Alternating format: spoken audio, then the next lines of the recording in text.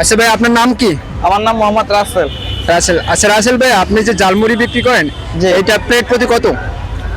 প্রতি দৈনিক per day আমার সেল হয় দেখতেছে বেচাইনের উপর নির্ভর করে। আচ্ছা আচ্ছা 7,000 হয়, 8,000 হয়, কোনো সময় 10,000 হয়, আবার 3,000 হয়, মানে এটা পার ডে? পরিস্থিতির শিকার। হ্যাঁ হ্যাঁ, পার ডে 8,000 10,000। হ্যাঁ। আচ্ছা, আপনার এই যে এক প্লেট জালমুড়ি মূল্য কত? 20 টাকা। 20 টাকা। হ্যাঁ। আচ্ছা আচ্ছা, আপনি এখানে কত বছর ধরে জালমুড়ি বিক্রি আমি করতেছেন? দীর্ঘ 15 বছর দোকানদারি করতেছি। 15 বছর। হ্যাঁ।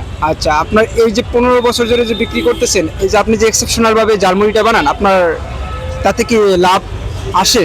অবশ্যই লাভ না হলে কি একজন দোকান আচ্ছা, করে?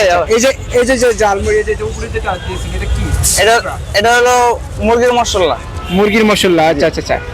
আচ্ছা ভাই, আপনার পার ডে হচ্ছে 10,000 টাকা।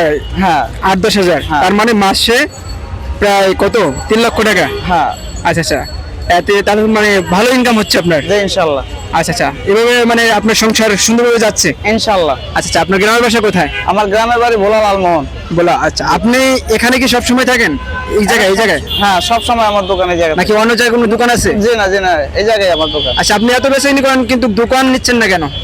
দোকান নেই না কারণ আমার এই জায়গায় মানুষের চিনে, দীর্ঘ 15 বছর দোকানদারি করতেছে, আমার সবাই চিনে এই জায়গায়, যে এখানে আসলে আমি একটা মুড়ি পাবো বা আমি খাইতেছি।